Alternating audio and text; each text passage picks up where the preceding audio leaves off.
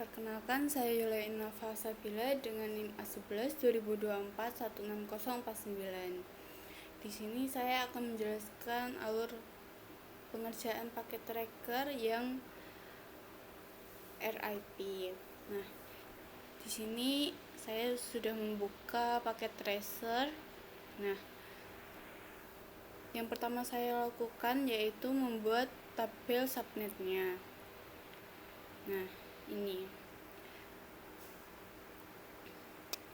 Yang pertama ada region 1.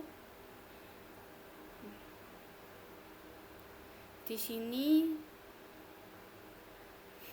saya dapat kebutuhan host ini dari membagi yang sesuai yang sudah ditentukan di panduan sini.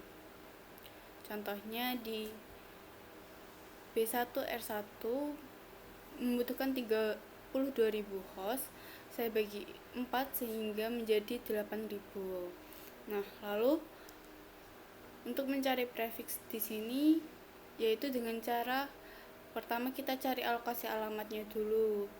Kita harus cari yang lebih dari host yang dibutuhkan. Nah, di sini misalkan kebutuhan hostnya 8.000, kita memakai 2 pangkat 13. Nah, prefixnya didapat dari 32 dikurangi 13, maka 19. Nah, dari prefix 19 ini kita dapat subnet mask seperti ini. Lanjut ke NA. NA didapat dari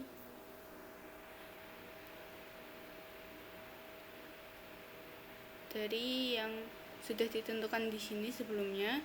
Di sini untuk region 1 kita mendapat alamat ini. Nah, ini. Maka di awal kita tulis ini. Lalu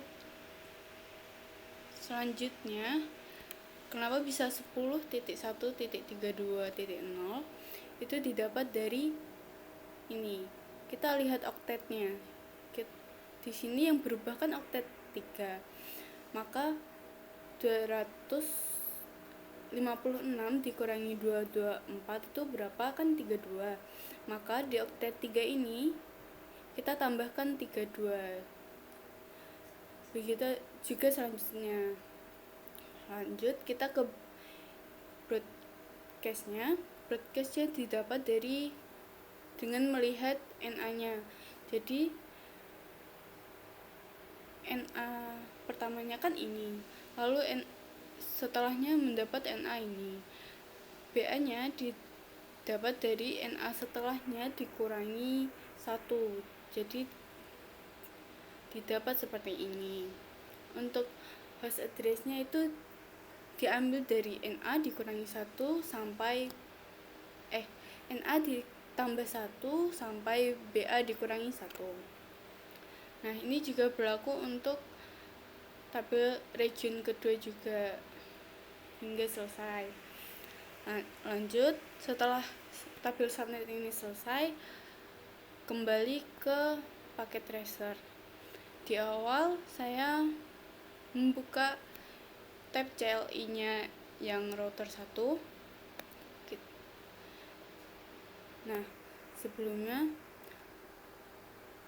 seluruh router pada region 1 menjalankan RIP versi 2 tanpa auto summary. Router 1 ini menyisipkan default route ke jaringan lain melalui perintah default information originate, sehingga seluruh router cabang otomatis menerima route default tanpa perlu static routing manual. Di R1 ini ketikkan kode konfigurasi ini untuk menghubungkan ke router cabang serta jalur menuju ISP-R1 melalui serial 011. Lalu setelah mengetikkan kode konfigurasi tersebut, langsung ke tab CLI-nya B1R1, ketikkan kode ini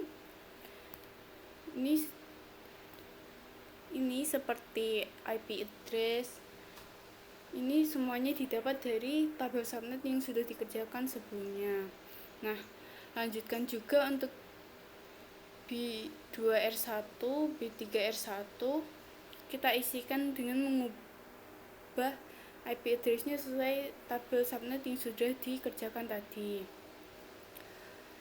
Begitu juga dengan region 1, tadi kan sudah dapat dari tabel subnetnya tadi IP address dan yang lain-lain. Nah, itu dimasukkan ke dalam kodenya juga. Untuk region 2 itu sepenuhnya menggunakan static routing. Jadi R2 memiliki route statik menuju setiap subnet LAN pada router cabang serta default route menuju ISP R2. Setiap route cabang cukup memiliki satu default route menuju R2. Nah, di R2 juga ketikkan kode ini untuk agar rute statis menuju tiap subnet cabang serta default route ke ISP R2 melalui serial 011. Nah, sama dengan B1R1 tadi, kita masukkan juga kode yang sama dengan menggunakan IP address yang sudah kita dapat tadi. Setelah semua kode konfigurasi di copy ke setiap route ini, saya menambahkan tambahan untuk router ISP ini, tapi tidak menghapus konfigurasi yang sebelumnya. Jadi gunanya adalah untuk agar ISP R1 dan ISP R2 ini saling mengetahui rute menuju subnet region 1 dan juga region 2. Nah, ini tambahannya ISP R1 ini, ISP R2 ini.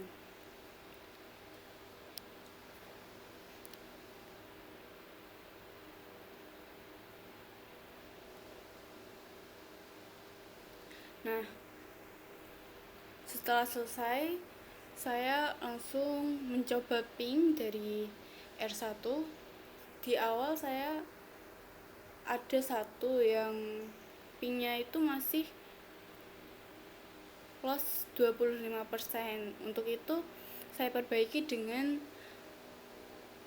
static route dan default route pada R1 R2 serta seluruh router cabang region 2 serta kedua router ISP diubah ke format exit interface terlebih dahulu. Contohnya ini IP route ini.